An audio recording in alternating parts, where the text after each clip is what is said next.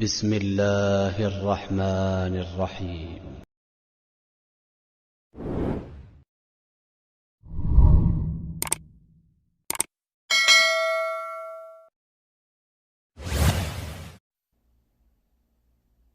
خواهرم گوش کن که برادرت چی میگوید، از گفته‌هایی که و از نصایح چی میخواند.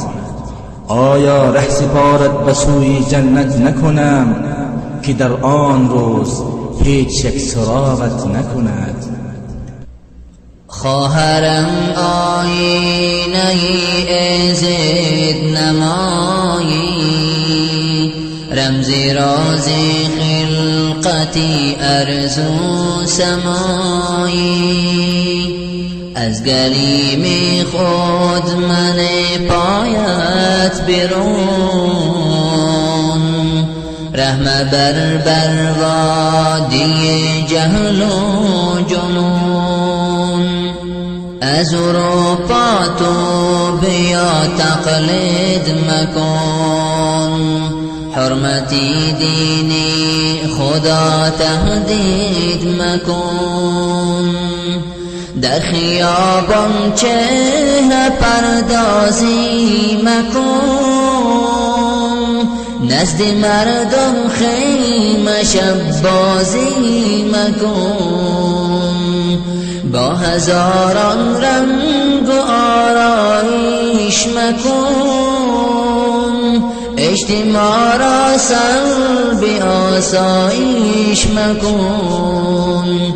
زلفی خود از چادرت بیرون مریز، در مسیری چشمها افسون مریز. این سر و سینه نشان دادن چرا، خود نشان این و آن دادن چرا.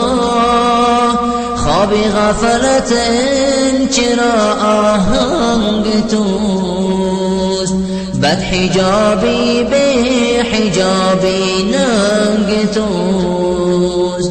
خواهرم تقلیدی به دینان مکن،